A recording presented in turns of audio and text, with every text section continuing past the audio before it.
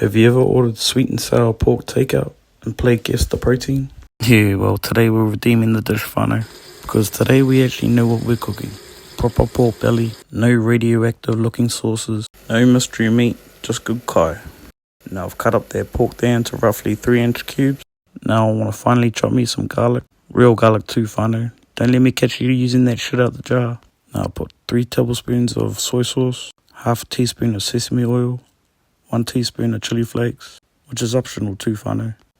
I also crack some black pepper in there, followed by 3 tablespoons of baking soda. That's going to help with tenderizing the meat while it marinates. Now once you're giving that a good mix with your clean hands, you want to chuck that in the fridge for at least half an hour to 1 hour. It's giving me time to prep my rice and also my vegetables. I'm using capsicum and red onion here, whānau, and I want to chop these roughly the same size as the pork.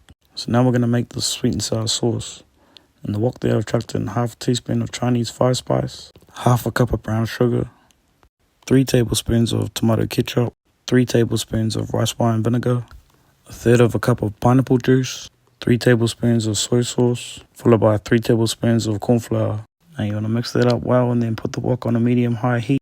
And you're just going to cook it until those sugars start to caramelize, and then set that to the side. Now once you clean the wok out, you're going to want to put your oil on a low heat. I'm just filling it about 1/3 of the way up the wok. Now you're ready to coat that pork. Now I got a whisked egg there in a bowl, which I'll chuck that pork into, along with a plate with the corn flour. And I'm just using one hand there and keeping one hand clean.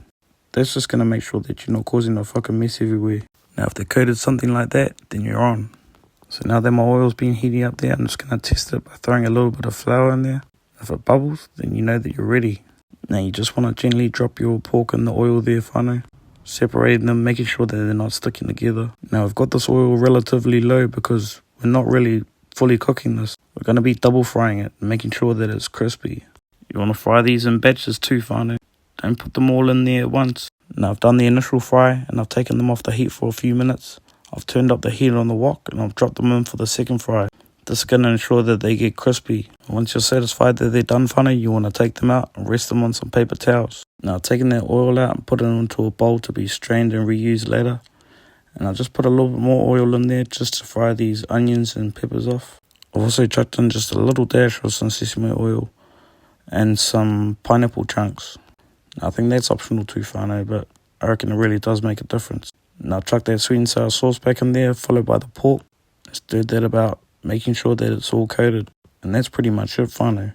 Just want to garnish it with some sesame seeds and some spring onions. I'll tell you what, once you make this recipe, your local takeaway shop will be like that old friend you say you'll catch up with but never do. But oh well, till next time, whānau.